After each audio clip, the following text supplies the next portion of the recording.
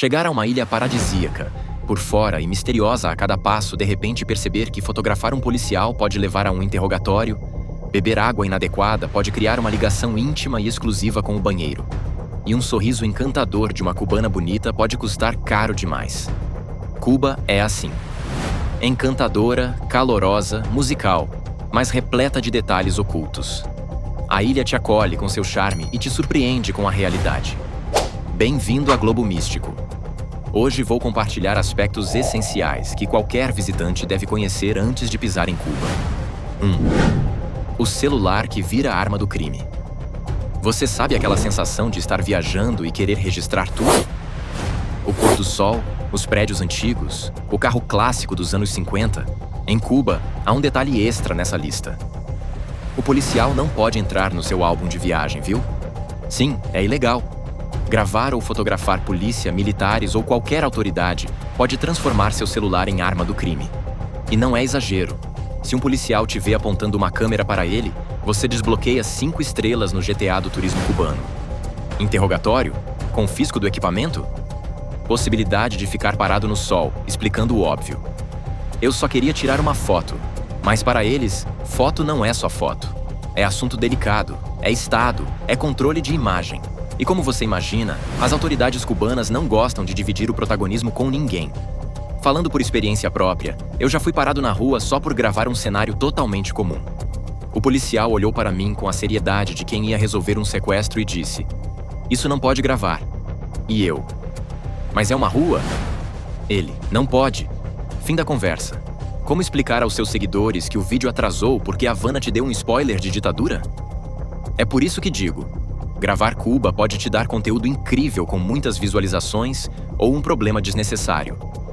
O pôr do sol é lindo, os prédios são lindos, os carros são lindos. E o policial? Esse você deixa fora da foto, beleza? Por segurança e bom senso. Se há uma coisa que turista adora é comer como um nativo. Só não vejo turista assim na Índia. Mas em Cuba, essa frase vem com um asterisco gigante. Segundo, a comida que te derruba. O que o cubano come, o seu estômago talvez não suporte. E não estou falando de pratos exóticos. Estou falando de uma bebida simples, tradicional, famosa no leste da ilha, que é basicamente um teste de resistência humana. Lembro até hoje do senhor que me ofereceu a tal bebida. Ele olhou para mim, sorriu e disse: "Bebe devagar para não explodir."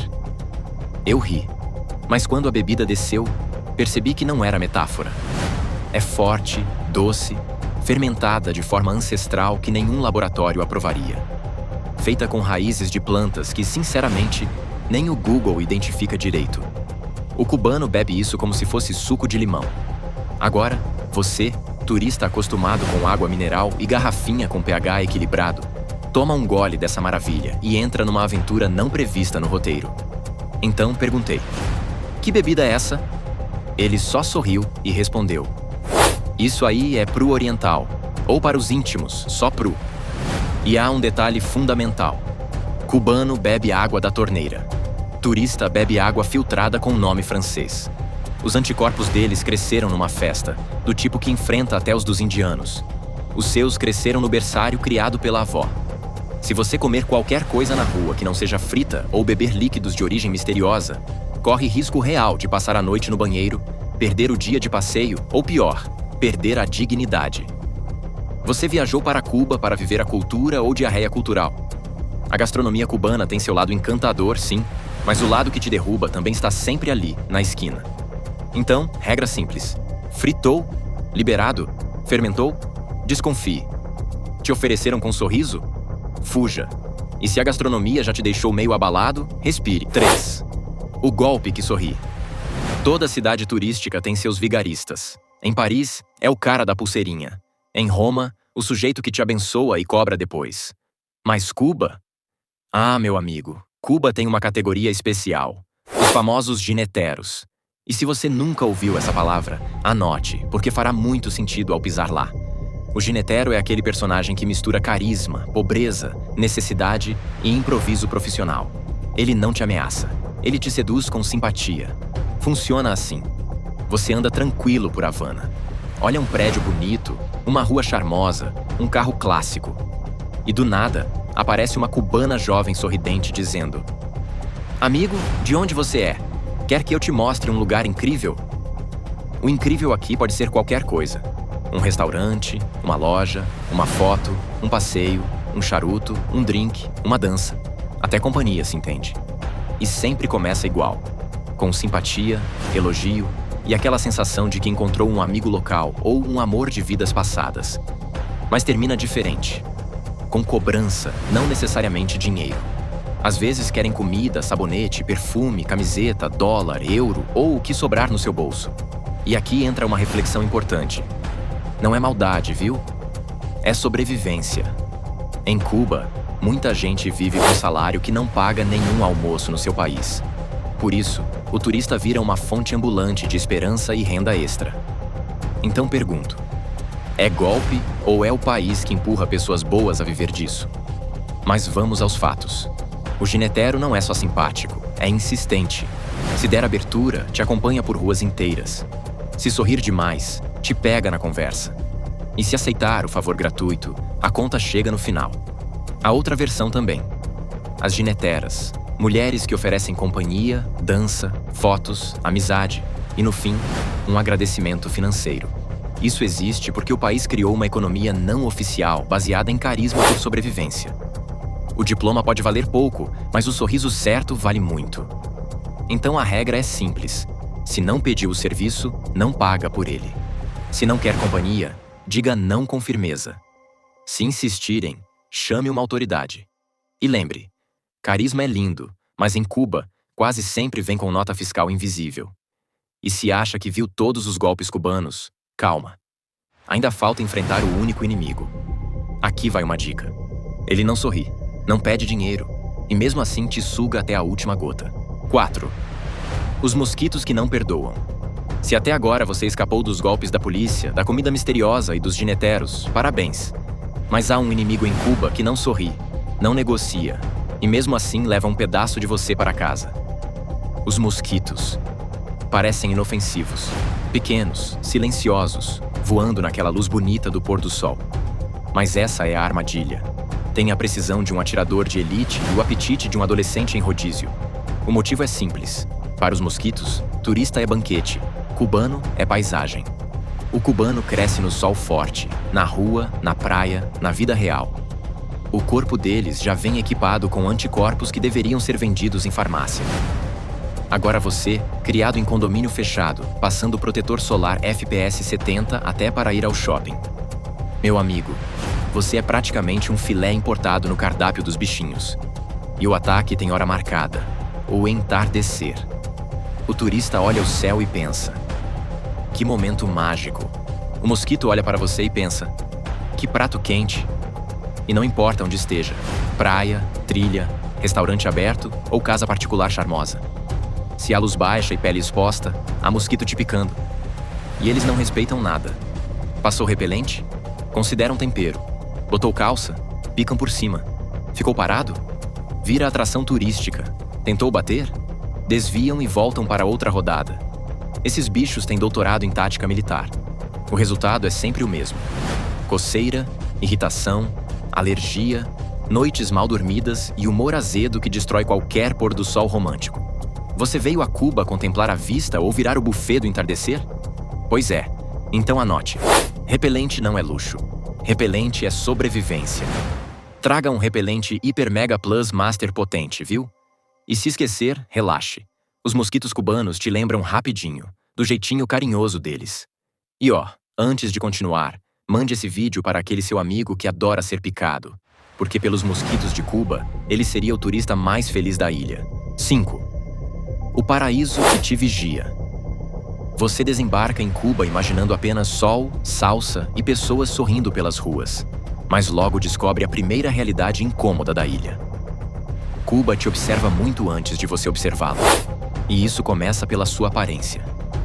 Se você chega à Havana como um anúncio ambulante, com relógio brilhante, corrente dourada, roupas de grife, parabéns. Você acabou de acender um farol de 500 watts na testa, escrito: "Sou turista ingênuo, venham me abordar." E aqui surge um tipo específico de personagem, como por magia.